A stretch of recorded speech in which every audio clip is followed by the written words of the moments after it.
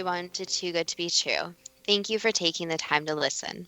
The subject of today's show is urban legends, starting with the Russian sleeping room experiment. We're also going to discuss Slender Man and the curse of the Colonel. Before we start getting into details, let's just briefly talk about psychic insight and how we apply it. We choose a subject, then research it, and based on that research, we determine what we think needs to be explained by creating a series of questions. Then Justina provides psychic insight to answer those questions. The psychic insight is narrated towards the end of the show. Accepting the psychic insight is a question of individual belief. Now let's go through the disclaimers. Here are the disclaimers. Neither of us claim to have any expertise in any subjects that we discuss. We relate information we find through research and the psychic insight. We are always delighted to hear from the listeners. The show only lasts an hour. We don't have the time to present exhaustive research on any topic. This means that there will be information that we miss. We want to provide a basis for the psychic insight. We don't care if a theory turns out too good to be true, as the show name suggests. We are only interested in finding out more of the truth about topics. Spirit can only relate insight that is appropriate for our time in history. Free will cannot be affected. Only comments that are appropriate for our time can be given through the psychic insight. Much of the subject matter in shows may have already been covered many times in other media. We want to look into subjects in a new, different way and be thought-provoking. We are not so good with pronouncing names, we apologize. And neither of us have any particular knowledge of urban legends or any of the science, including psychology, behind them. If we have misstated anything, we apologize. And one final disclaimer. The events surrounding the children in Wisconsin and Slender Man are tragic and could have ended even more tragic. We will recount some of the details that were in the news to illustrate how the belief in the fictional entity being real can have dire consequences. We have chosen to not include information about the personal lives of the families. Today we're going to discuss urban legends, of course. The Russian sleeping room experiment was your idea. We agreed we had to include Slender Man as an extreme example, but the curse of the Colonel is included to represent the funny side of urban legends. Let's start with a definition for an urban legend from dictionary.com. Quote, a modern story of obscure origin with little or no supporting evidence that spreads spontaneously in varying forms and often has elements of humor, moralizing, or horror, end quote. Nowhere does it say the story has to be believable. Maybe the taller the story, the more fun is involved in telling it. Starting with the Russian sleeping room experiment, when was this supposed to have happened? It was supposed to have happened towards the end of the 1940s. The story is on multiple websites. I would advise not listening to this urban legend while eating since it's very graphic. I will quote from ThoughtCo. And I quote, the story goes that towards the end of the 1940s, Soviet researchers sealed 5 prison inmates in an airtight chamber and doused them with an experimental stimulant gas to test the effects of prolonged sleep deprivation. Their behavior was observed via two-way mirrors and their conversation monitored electronically. They were promised their freedom if they could go without sleep for 30 days. I'm pretty sure that the prisoners would not have believed in the freedom. I will quote again from ThoughtCo. The first few days passed uneventfully. By the 5th day, however, the subjects began showing signs of stress and were overheard bemoaning their circumstances. They stopped conversing with their fellow inmates, choosing instead to whisper compromising information about one another into the microphones, apparently in an effort to win the favor of the researchers. Paranoia set in. Lack of sleep causing paranoia seems to be well known. What happened next? I will continue quoting from the same source. On the 9th day, the screaming began. First one subject, then another, was observed running around the chamber screaming for hours on end. Equally disconcerting was the behavior of the quieter subjects, who began ripping apart the books they'd been given to read, spearing the pages with feces and plastering them over the mirrored windows so their actions could no longer be observed. Then, just as suddenly, the screaming stopped. The subjects ceased communicating altogether. 3 days passed without a sound from inside the chamber. Fearing the worst, the researchers addressed them via the intercom. We are opening the chamber to test the microphones, they said. Step away from the door and lie flat on the floor, or you will be shot. Compliance will earn one of you your immediate freedom. A voice from inside answered, "We no longer want to be freed." At that point, I think that the experiment should have been over. There wouldn't have been much of a story to tell if the experiment stopped at this point. This is what happened next. 2 more days passed without contact of any kind as the scientists debated what to do next. Finally, they decided to terminate the experiment. At midnight on the 15th day, the stimulant gas was flushed from the chamber and replaced with fresh air in preparation for the subject's release. Far from being pleased with this prospect of leaving, the subjects began screaming as in fear for their lives. They begged to have the gas turned back on. Instead, the researchers unsealed the door to the chamber and sent armed soldiers inside to retrieve them. Nothing could have prepared them for the carnage they witnessed upon entering. That sounds really scary. Hopefully, you're bringing this to an end. Well, I'm getting there. But again from Thaco. One subject was found dead, lying face down in 6 inches of bloody water. Chunks of his flesh had been torn off and stuffed into the floor drain.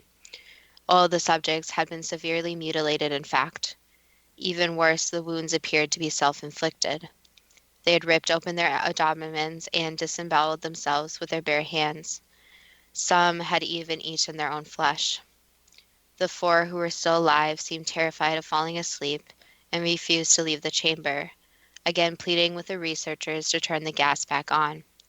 When the soldiers attempted to remove the inmates by force, they fought back so ferociously they couldn't believe their eyes. One suffered a ruptured spleen and lost so much blood there was literally nothing left for his heart to pump, yet continued flailing for a full 3 minutes until his lifeless body collapsed. The remaining subjects were restrained and transported to a medical facility for treatment. The first to be operated on fought so ferociously against being anesthetized that he tore his muscles and broke bones during the struggle. As soon as the anesthetic took effect, his heart stopped and he died. The rest underwent surgery without sedation. Far from feeling any pain, however, they laughed hysterically on the operating table, so hysterically that the doctors, perhaps fearing for their own sanity, administered a paralytic agent to immobilize them. After surgery, the survivors were asked why they had mutilated themselves and why they so desperately wanted to go back on the stimulant gas. Each in turn gave the same enigmatic answer: "I must remain awake." I've never heard of a gas that will keep you awake. There are substances that claim to help with staying awake, but not a gas. But I'm sure that wasn't the end. Here's how the story ended.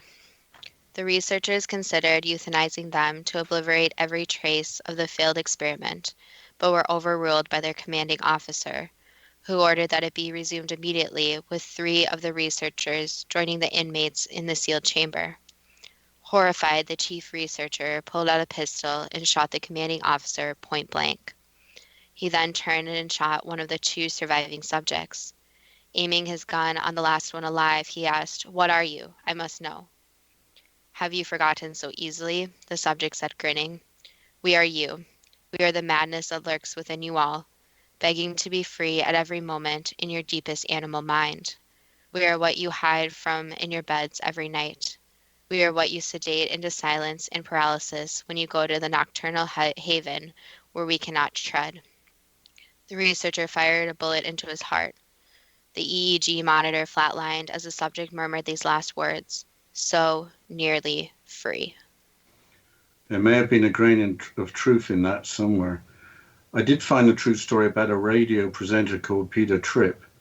In 1959, as a means of raising money for charity, he sat in a glass booth in Times Square in New York with the intention of broadcasting a show for 201 hours straight. That's over 8 days. He was monitored by doctors and scientists and cheerfully went about his business until day 3. So, what happened on day 3? He started cursing people. He thought there were spiders in his shoes and took them off. His brain waves were being monitored. His brain waves were showing a REM sleep cycle. REM stands for rapid eye movement when dreaming occurs. The scientists thought he was dreaming while awake. So, did he quit? Using curse words while on air would be career limiting, especially back in 1959. He got through the 201 hours and slept for 13 hours, and he thought he had recovered well. There wouldn't be any point of this if there wasn't a change in Peter Tripp, for better or worse. His family found he had changed. He got divorced and lost his job. His life apparently had been totally messed up. So there is some truth behind the urban legend. Sleep deprivation will damage people. But do we really understand what happens when we sleep and why sleep is so essential? I looked at some sources and it appears we probably don't know all the processes in our sleep. We do know that we are not in deep sleep most of the time. There is a light sleep when you can be awakened easily. During sleep, the brain is sorting itself out, filtering information to keep and not to keep. Blood pressure, heart rate, breathing rate, body temperature all indicate that the body slows down. During rapid eye movement or REM sleep, when you're dreaming, your body is paralyzed to prevent you acting out your dreams. During non-REM sleep, the body pumps out hormones, including those that regulate hunger. Not enough sleep may result in weight gain. During sleep, the brain acts like a dishwasher with greater cerebrospinal fluid flow to clean out toxins. When dogs are dreaming, they don't seem to be completely paralyzed. But we'll have to continue talking about sleep and other urban legends after this short break. And you're listening to Too Good to Be True with Justina Marsh and Pete Marsh on the X Zone Broadcast Network, www.xcbn.net.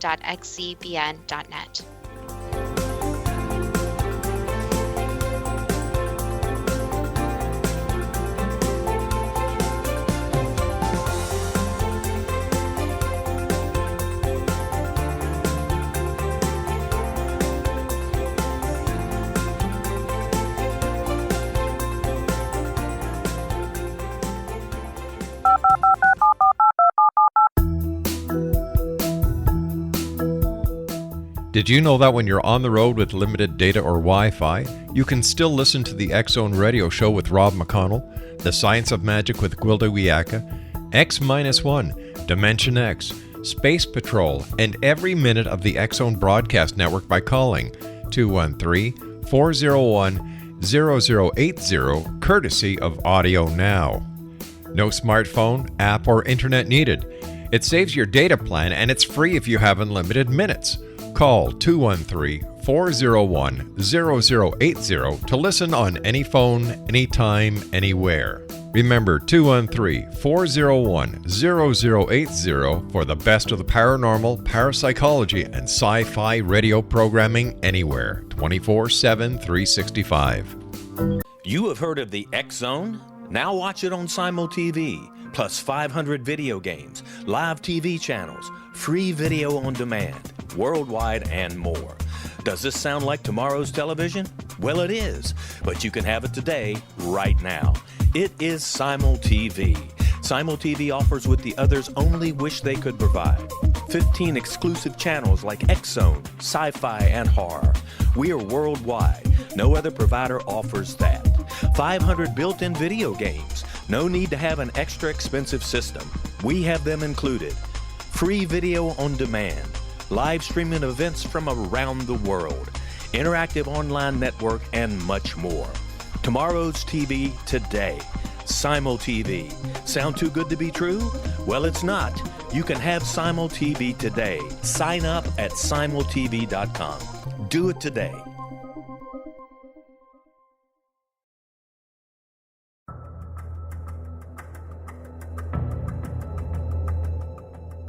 Modern Esoteric, Beyond Our Senses by Brad Olson, consummates the lifology story about where humanity originates.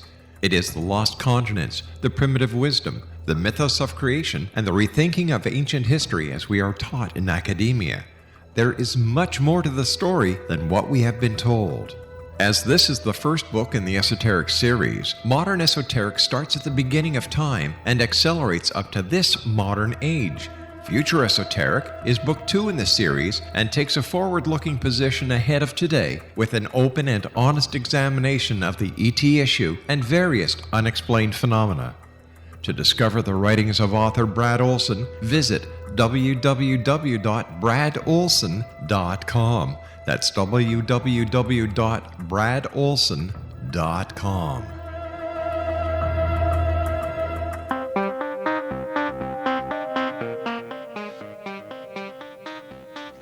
Welcome back to Too Good to Be True. And before the break, we were talking about the Russian sleep room experiment about sleep, and we were discussing sleep. And I was just saying that when dogs are dreaming, they don't seem to be completely paralyzed, such as with humans. They move a little like they are running, for example, and perhaps make some noises. So maybe paralyzed is the wrong word. But how does sleepwalking happen that doesn't involve paralysis? Apparently, sleepwalking can occur with sleep deprivation, but there is no accepted explanation. We hadn't talked about animals dreaming, but our pet dog seems to be to dream quite a lot. What happens when you wake up suddenly because you're dreaming something as scary is happening, like falling off a cliff? I looked into that, and there are only theories. A number of psychics believe that when you wake up with a jolt, had an astral projection.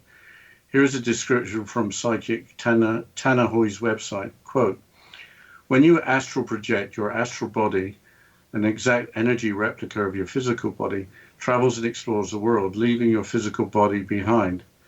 Your physical body has to be in a state of deep relaxation before your astral body can detach itself, which is why you naturally astral project when you're asleep.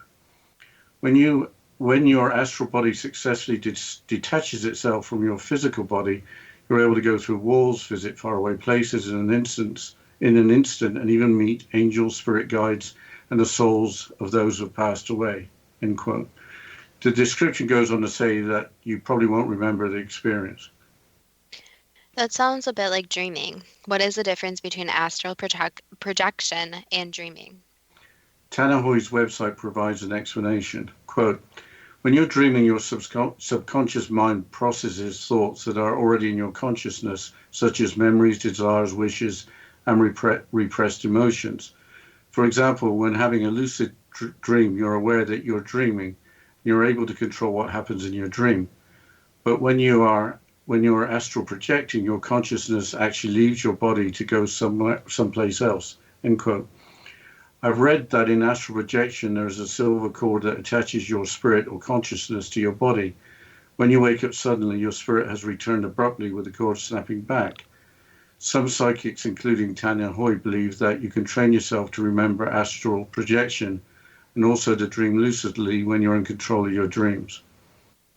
With that, I think it's time to move on to the next urban legend, which is Slender Man. Slender Man made international news some time ago, but I didn't really follow the story except that two young girls in Wisconsin were involved in a stabbing. For the events, I will recount the events based on a paraphrased quote from Wikipedia. The names of those involved have been removed. The Slender Man stabbing occurred on Saturday, May 31st, 2014, in the American city of Waukesha in Waukesha County, Wisconsin, when two 12-year-olds lured another 12-year-old into the woods and stabbed her 19 times in an attempt to impress the fictional character Slender Man.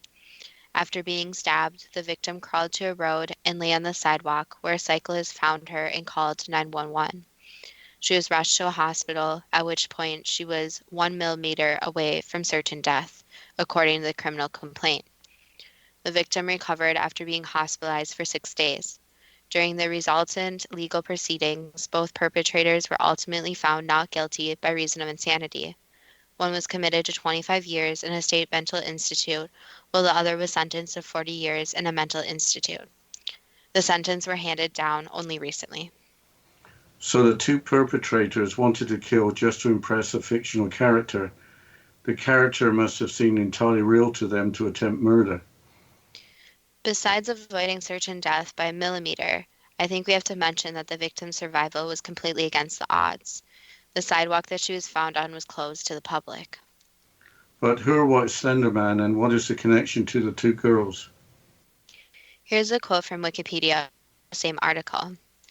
The attackers had discovered Slender Man on the Creepypasta Wiki, a website that hosts creepypasta. The two perpetrators said they believed Slender Man was real at the time and wanted to prove their loyalty to him so they could become his proxies or followers, prove his existence, and prevent him from harming their families. The two believed that the only way they could become the Slender Man's proxies was to murder someone. They believed that after they carried out the killing, they would become servants of Slender Man and be allowed to live in his mansion in the Nicolet National Forest, end quote. The victim was a friend of both the perpetrators. The two were tried as adults. But do 12-year-olds or almost teenage brains function like adults? Here's a quote from the Endinformatics website that suggests that children don't think like adults. And I quote, "In calm situations, teenagers can rationalize almost as well as adults, but stress can hijack what Ron Dahl, a pediatrician and child psychiatric researcher at the University of Pittsburgh Medical Center, calls hot cognition and decision making. The frontal lobes help put the brakes on a desire for thrills and taking a risk, and building block of adolescence. But they're also one of the last areas of the brain to develop fully." End quote. So generally, adults function different under stress, with a desire to take risks being not so controlled in children. Can you explain more about Slender Man? I looked up the Creepypasta Wiki website. There is a description of Slender Man along with a history of what are described as sightings. Slender Man is introduced as an alleged paranormal figure that may have been around for centuries over a large geographical area. The website doesn't give the idea that Slender Man actually exists. But wasn't the modern concept of Slender Man created on the internet? Slender Man was created for a 2009 Photoshop contest on the Something Awful online forum. The contest involved the creation of paranormal images. The modern Slender Man myth grew from there. There are Slender Man blogs all over the internet. There's a website called Slenderverse Media, which includes links to YouTube videos and to blogs. A lot of people seem to want to add to the fantasy and keep the story going as if it were real. So the Slender Man myth is a different kind of urban legend. It involves ongoing additions to the story on internet forums. But what does Slender Man look like, and what does he do? I will quote from the Cosmopolitan website, quote, "A silent stalker who stands between 6 and 7 feet tall. The Slender Man supposedly hides near wooded areas so he can blend in among the trees and the darkness. His face is white, featureless, and can morph into whatever you fear the most. His arms stretch and bend unnaturally to grab his victims, and his long fingers scratch at children's windows. His victims often dream about him before they encounter him, and are usually 16 years old or younger. Once the Slender Man captures you, you will wake up to find him standing above you, ready to ask you one question. If you get it right, he breaks both your legs and arms. That's lucky, because if you get it wrong, he sticks his fingers down your throat and pulls out your heart." End quote. Slender Man has been associated with legendary entities before. Those include the Dark Man from Scotland, the Branch Man from the Netherlands, and the Tall Man from Germany. There is even more going on with Slender Man than you have mentioned. Here's a quote from the BBC website from 2015. "Rising from humble internet forums, this modern urban legend has now inspired a slew of fan fiction, best-selling computer games, and a series of short movies. But the tale has also taken a darker turn as the line between myth and reality become blurred. Some are convinced that they have spotted Slender Man lurking behind trees and scaling the sides of buildings. And in January, there were more claimed sightings in the UK reported by the British tabloids." End quote. It seems that the two 12-year-olds from Wisconsin were not alone in their belief in the fantasy. I wonder if it is actually possible to create an entity from collective imagination, even if the creature is just an apparition. I also wonder if young children have intuition to guide them on what is real or not. One of the girls was obsessed with Voldemort from the Harry Potter movies, while seeing Mr. Spock from Star Trek as some kind of mentor. Psychologists agree that from the age of 8, and certainly by 12, children will have figured out what is real and what is not. However, the exact age does range from child to child. Regarding urban legends in general, I found an interesting article published in the November 2015 edition of The Atlantic on the origins of urban legends. I will quote from the article. Quote, "A number of studies have shown that humans tend to remember certain kinds of information better than others, such as knowledge that might keep us alive or help us find a mate. In one study, subjects were asked to read an urban legend, rewrite it from memory, and then pass their version to the next person, a sequence resembling a game of telephone. At the end of the chain are legends whose themes could have social or survival-related utility, nudity, spiders, that kind of thing, were recalled most accurately, as evolutionary theory might predict. Many popular myths carry implicit warnings. When researchers analyzed 220 urban legends, they found that the stories were much more likely to mention hazards than benefits. This makes sense because believing in a fake hazard is less harmful than failing to believe in a real one. Evolutionary speaking, we should err on the side of being over-credulous about threats. And indeed, the researchers reported test subjects found statements about topics ranging from German shepherds to LASIK surgery more believable when they mention risks like mauling or double vision, end quote. So, for Slender Man, most people would just be entertained and would probably not take alleged paranormal creatures seriously.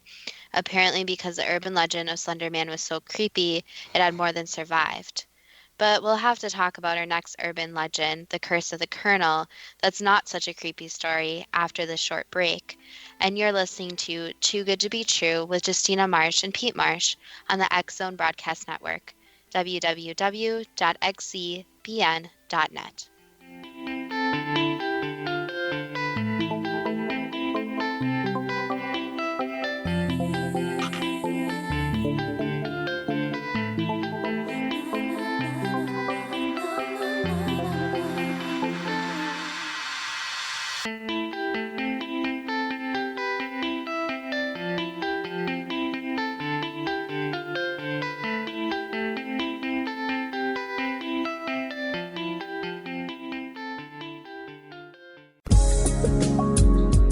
From our broadcast studios in Hamilton, Ontario, Canada, to the world and beyond, you're watching the X Zone Broadcast Network, www.xzbn.net.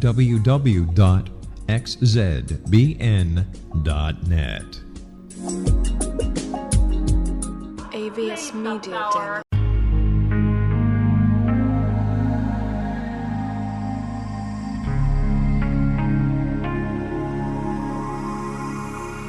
The scientist and the mystic have been on an age-old, relentless search with one thing in common. They seek truth. Their paths converge in the 40,000-year-old practice of shamanism, an ancient science delving to the quantum level of life, facilitating healing, manifestation, and evolution.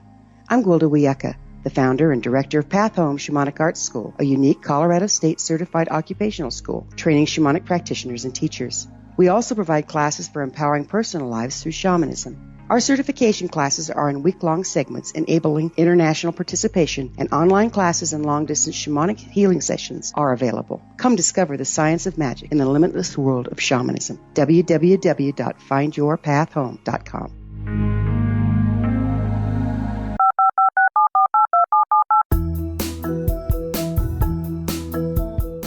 Did you know that when you're on the road with limited data or Wi-Fi, you can still listen to the X Zone Radio Show with Rob McConnell, The Science of Magic with Gwilda Wiyaka, X-1, Dimension X, Space Patrol, and every minute of the X Zone Broadcast Network by calling 213-401-0080, courtesy of Audio Now.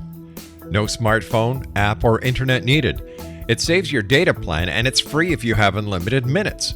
Call 213-401-0080 to listen on any phone, anytime, anywhere. Remember 213-401-0080 for the best of the paranormal, parapsychology, and sci-fi radio programming anywhere, 24/7, 365.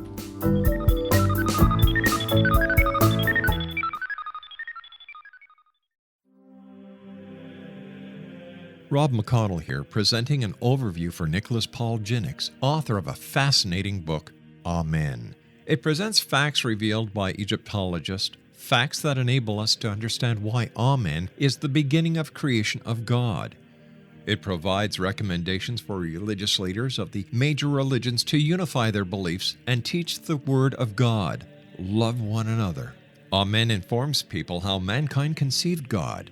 It was the Egyptians that developed the concepts of a soul, a hereafter, and Son of God. And finally, after the worship of many gods, They conceived the belief in one universal God, the maker of all there is. For more information, visit www.futureofgodamen.com. That's www.futureofgodamen.com.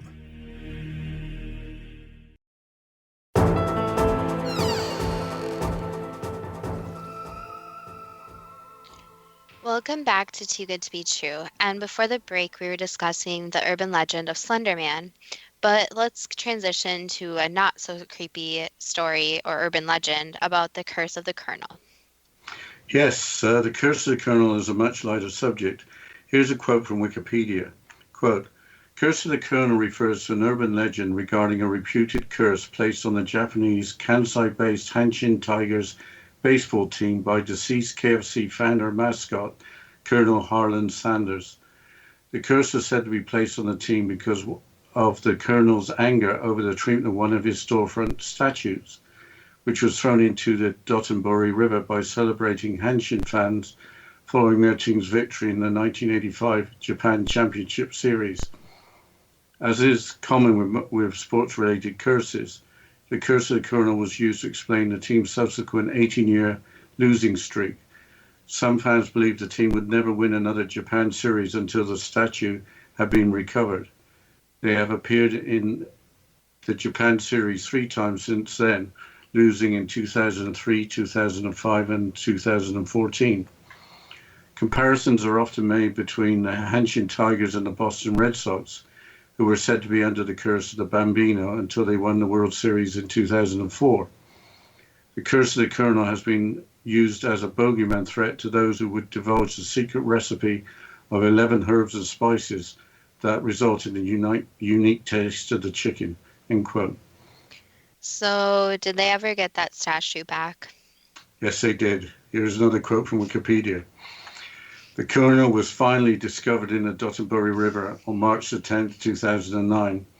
Divers who recovered the statue at first thought it was a large barrel, and shortly after a human corpse, but Hanshin fans on the scene were quick to identify it as the upper body of the long-lost Colonel. The right hand and lower body were found the next day, but the statue was still missing its glasses and left hand. It is said that the only way the curse can be lifted is by returning his long-lost glasses and left hand. The statue was later recovered with replacement of new glasses and hand and returned to KFC Japan. As the KFC branch that the statue was originally belonged to no longer exists, the statue was now placed in the branch near Koshien Stadium, end quote. How could a deceased person put a curse on a sports team? Even if he could, the Colonel was no fan of the modern KFC. I'm sorry, this is so funny. His comments were included in a Kentucky newspaper article in the late 1970s. This following is a paraphrase, as I removes words that may be offensive. The gravy is horrible.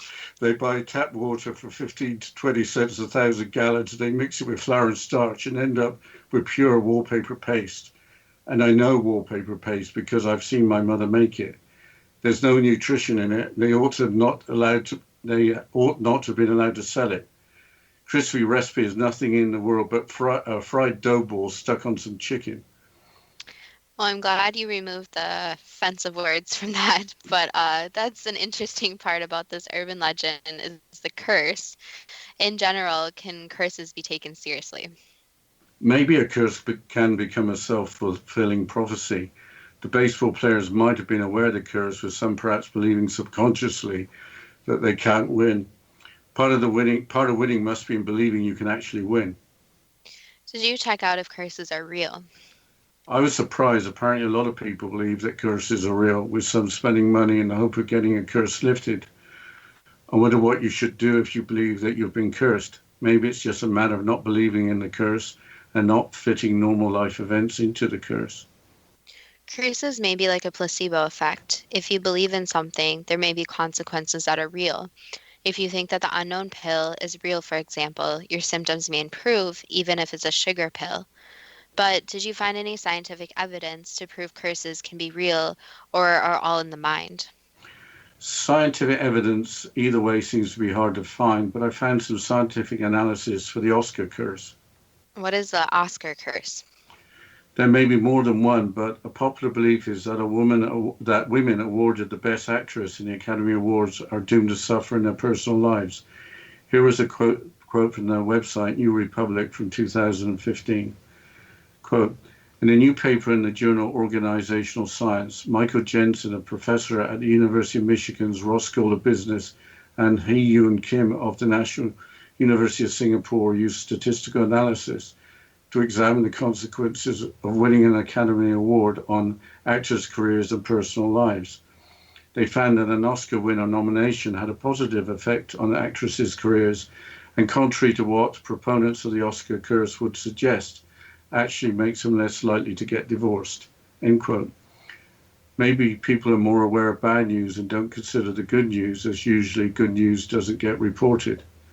Why wouldn't being recognized in your career give you a lift? That's hard to argue with, but I think it's time for the first question. Why are urban legends so common? Basically, because people like to fill in the blanks and have information that could possibly be true, but there's always this unknown about it. So it started with storytelling and the what ifs and led to explanations in some cases. In other cases, stories that could possibly be true but may not be true. Is there any truth to the urban legend of the Russian sleeping room experiment? So, with this urban legend, what can be said is that there's been very disturbing experiments going on. So, some of the details have been expounded on, but some of the details kind of show how bad experiments and how disturbing experiments have been throughout the years. I think you've already answered this, but have there been secret, unethical human sleep experiments in Russia or in other countries? In many different countries, yes. What is the point of telling a story like the Russian sleeping room experiment when it doesn't seem believable? Is it just to enjoy the horror content? Yes, one is because people are intrigued by horror, and two, it is to share a story of something that possibly could have happened, but make it more gross and disturbing so it gets even more attention. So when something is expounded on, it's usually because people want to get more attention from it.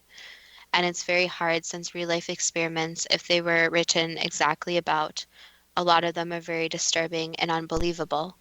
So there have been urban legends that have been true that are very disturbing, that don't seem like they could be true because of the information provided.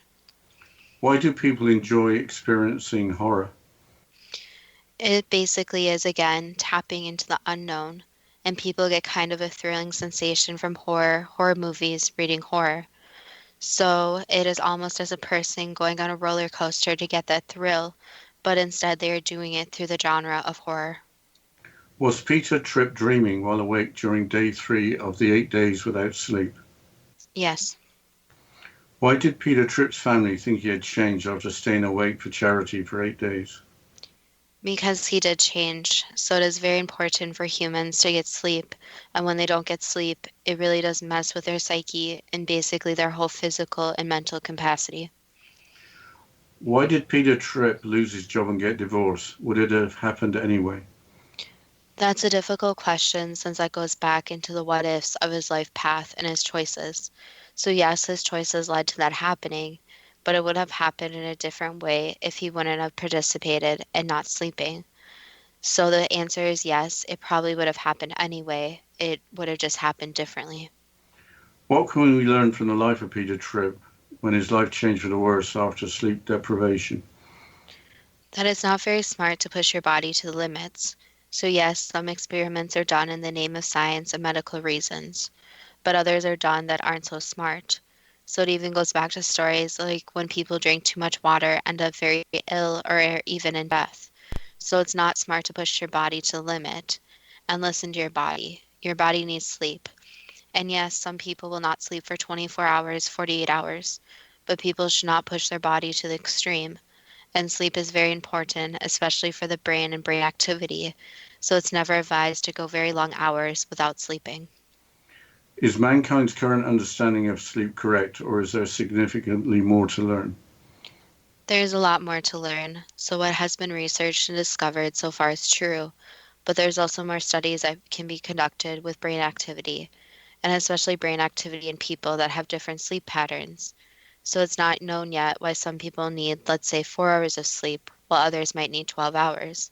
And once they figure out why it's different from person to person, this will unlock more about what happens while a person is sleeping and why sleep is so important. Without getting into details of medical science, why in general do we need sleep? Basically, just for your body to recharge. So, to recharge mentally, physically, psychologically, spiritually. So, it's basically where your body can go into the rest stage and recharge. And the thing is that sleep is different from person to person, but overall, it's this recharging. Do pets like dogs have dreams in REM sleep just like humans? Yes. Do other pet animals like cats also have dreams? Yes, many animals have dreams. Do wild animals find it possible to get sufficient sleep to have dreams? So, with wild animals, they may make sure to sleep enough so they can still survive. So, they know exactly how much sleep they need, and they have this more alertness when they sleep compared to humans, where humans are pretty much fully asleep. So, some humans obviously will be alerted if something happens around them, but wild animals are more based on their instincts. So, even when they're sleeping, they still notice what is going on around them to make sure they are not in danger. But are wild animals able to dream under those circumstances? Yes. I don't know if we got time for all the answer, but I'll ask the question. If we can remember our dreams, can we learn from them? We'll have to continue after this short break with the questions and the psychic insight. And you're listening to Too Good to Be True with Justina Marsh and Pete Marsh on the X Zone Broadcast Network, www.xzbn.net.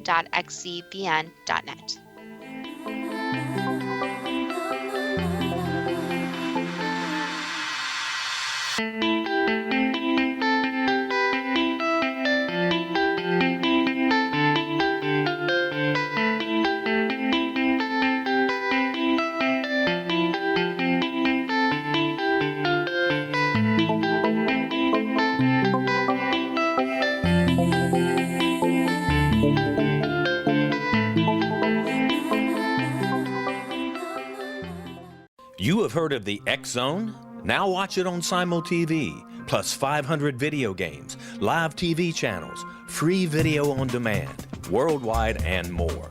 Does this sound like tomorrow's television? Well, it is, but you can have it today, right now. It is Simul TV. Simul TV offers what the others only wish they could provide.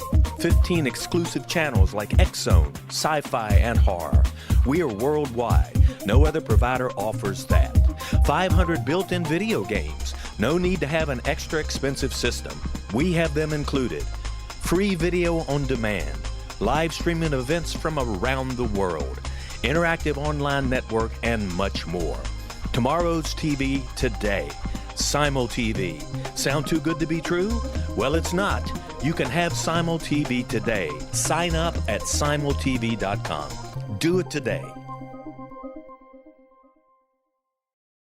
The new nonfiction book, Razor of Madness, is similar to cult movies like Clockwork Orange, Dragon's Tattoo, or The Other Side of Hell. Wayne Morin Jr. and Thomas Lee Howell expose widespread and systematic deficiencies in this thought-provoking tell-all novel. Mind control rages among scholars in law schools. Human rights are ignored while thought reform and mental manipulation are accepted practices used as behavior modification. Dr. Louis Jolyon West comes to mind. Media and public scrutiny shows that United States mental hospitals are in fact destructive murder industries. Razor of Madness expose novel details this epidemic through an in-depth professional and personal investigation. For decades, there has been a revolving door policy that still releases killers and pedophiles back into society. The maestro of mind control continues to haunt America to this very day. Razor of Madness is available in paperback or as a downloadable ebook at Amazon.com. I'm William S. Peckham. If you enjoy a good mystery with a touch of the paranormal, then you'll love my novel, From Out of the Woodwork. It's the story of a young Toronto contractor, Sean Kennedy, who buys derelict homes, guts them, and turns them into multifamily dwellings. Slums just waiting to happen. When Sean buys 29 Livery Lane, the house fights back. Former owners unexpectedly come out of the woodwork as he starts the destruction. The apparitions come to him when he touches old books, reads hidden letters, rummages through old boxes. finds a locket or reads a discovered manuscript of a murder mystery. From Out of the Woodwork will take you from 1899 to the horror of the World Trade Center, September 11, 2001. Check out From Out of the Woodwork on my website, www.williamspeckham.com.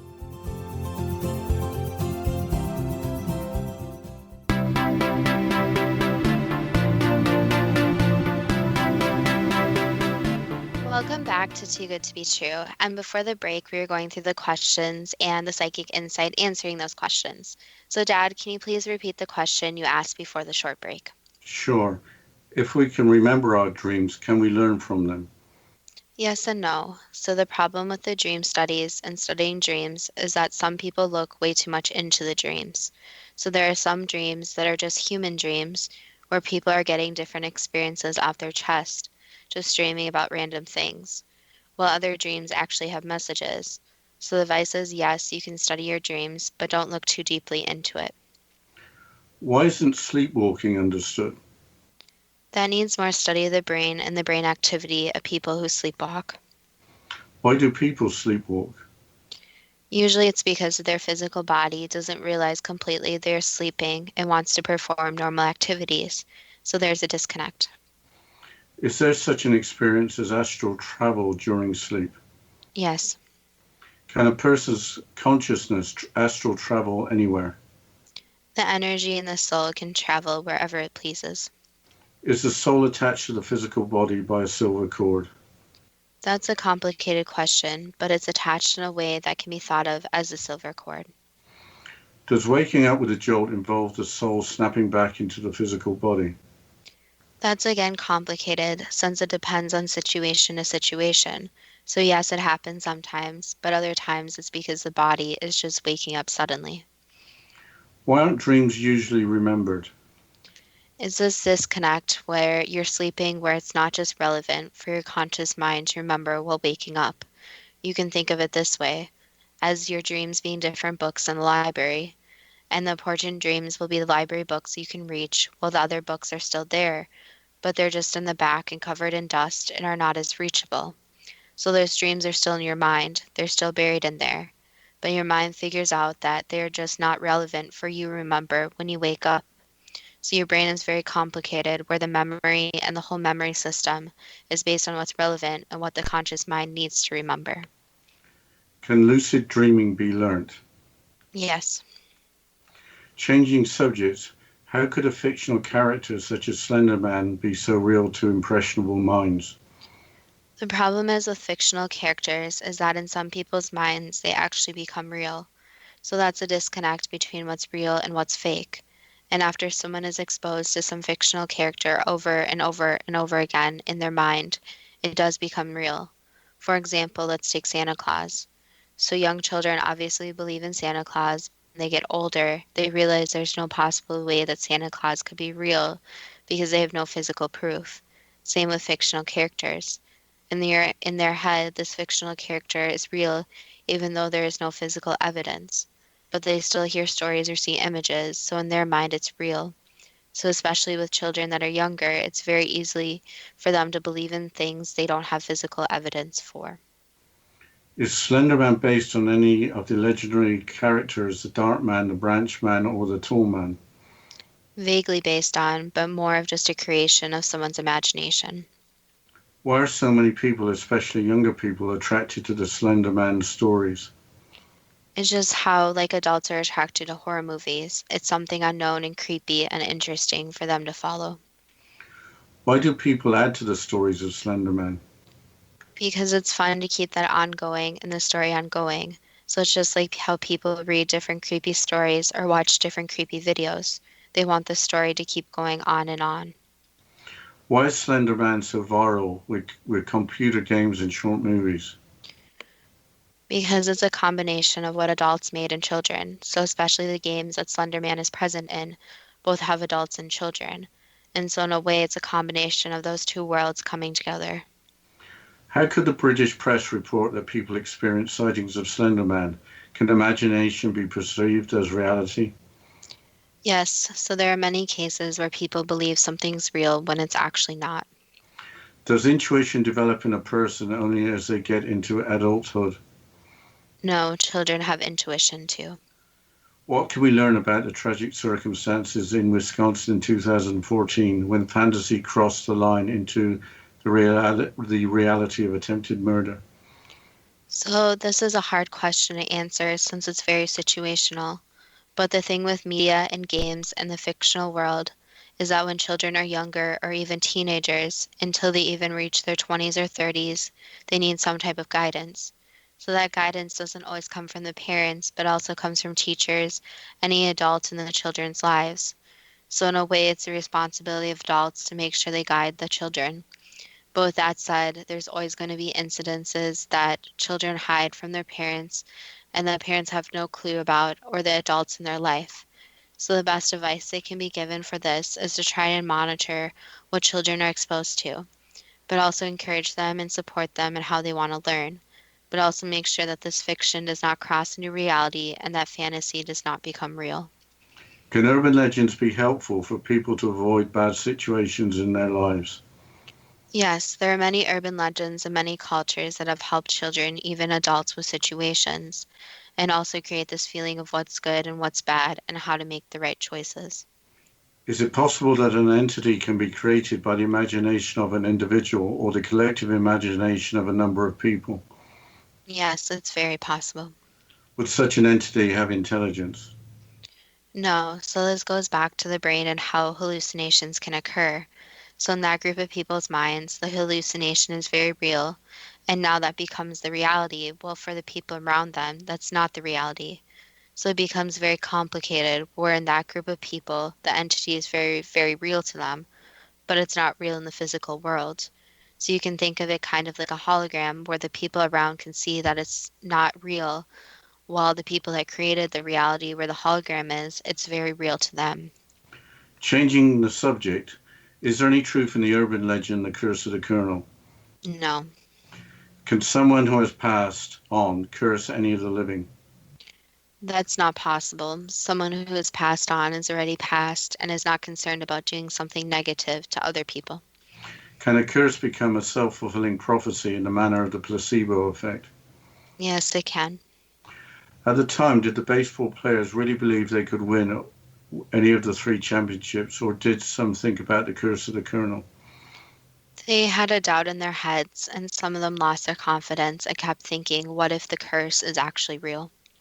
Have there ever been situations when a curse has been real with consequences for an individual?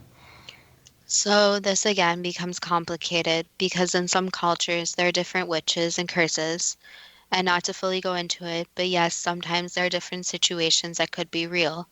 But overall, most curses are just the mind thinking what if and doubting itself and making it so the person loses confidence. And the curse may seem very real, but at the end of the day, it's their own actions that are making it that they lose or something bad happens. So it's best to stay positive and in almost all cases, just believe you're not actually cursed. If you think you or someone you know believes they have been cursed, what should you do? Think positive and try and break the curse. So that sounds kind of different to say that there are no curses, but you also need to break it. But it's basically convincing your mind that you're fine and you're not cursed. Would the negativity associated with setting a curse, even if not believed by the potential victim, cause a situation of karma where the person setting the curse would have to pay back for their negativity? It depends on how extreme. So if it is extreme circumstance, there will be a lot of karma involved. But anytime that something negative happens, yes, there is a small amount of karma, but it depends on the extent of the curse or negativity. If you do something extreme, like let's say you want to injure the person, then there's a lot of karma involved. But if you just wish the person a bad hair day, there won't be much karma involved. What can we learn from the curse of the Colonel? Basically, to have confidence and not believe in silly curses, and to be confident in yourself and your skills. If you want to win at something, you need to have that confidence that you're going to win. So, kind of the self-fulfilling prophecy, if you're positive and have a good outlook on it, then you're more likely to be able to achieve what you want. What can we learn in general from urban legends? So they're interesting stories, and always to take every story with a grain of salt. So to form your own beliefs. and there's nothing wrong with believing in urban legends as long as there's some type of positive urban legend. So there are many different urban legends that are very positive and do no harm. It's just making sure that people can distinguish between what's real and what's fake, which is a very cloudy line sometimes. But as long as you are not harming yourselves or others, believing in urban legends, reading about them, and even going into the horror genre is nothing negative. Well, that was the last answer. Are some urban legends too good to be true? That depends on what you are prepared to believe. I enjoyed The Curse of the Colonel the best, especially the effort in putting the statue back together. Yeah, that went better than Humpty Dumpty. Yes, we're still looking for listener suggestions, not including Humpty Dumpty. So why don't you mention the website? Yes, so we have our website, which is www.toogoodtobetrue.net, and the first two is spelled TWO. And so you can go on there, you can contact us, and then we also do have our Facebook page. So if you go on Facebook and you type in Too Good to Be True with the first two spelled TWO, you can message us either there, our website, you can message us suggestions, any comments about the show. If you have any comments about the Curse of the Colonel or KFC chicken, I guess, or anything to do with that, you're welcome to message us. And we love when we get viewer suggestions. Yeah, we're working on some shows in the future where we have included listener suggestions, so we take it very seriously. And we feel, I guess, more obligated to do a good job if it's a listener suggestion in some way. So anyway, why don't you sign us off, Justina? And again, thank you everyone for listening. Yes, and we always do try to do a good job, but what Dad means is we really do put the most research and effort into every single show, and especially listener suggestions. We really try to make it a show that the listener really, really wants to hear. So as always, thank you for listening, and we are going to have another show next week, so tune in for next week's show.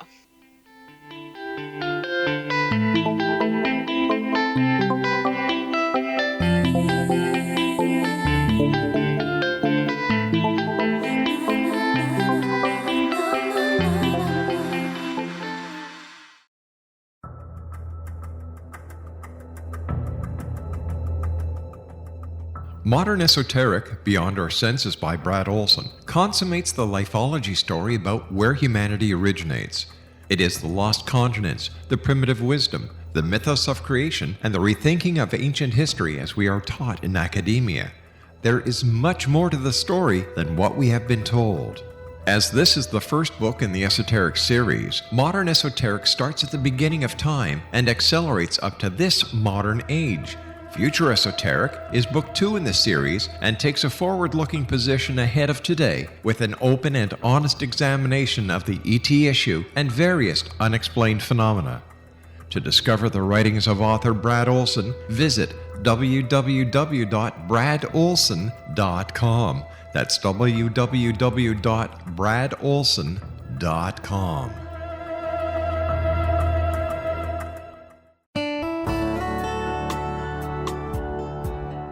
Are you or is someone you know struggling with addictions, depression, anxiety, relationships, low self-esteem, lack of confidence, grief, success, and prosperity? Do you know that your subconscious belief plays a big role in the outcome of your hard work? We can help you permanently change the beliefs that may be the reason for your struggles and failures. We care about getting you the return on your investment and the results you are looking for. We can help you be free of the limitations of your past and in realizing your highest potential. We work with people by phone and Skype. For more information, visit us at www.ritasoman.com. That's www.ritasoman.com.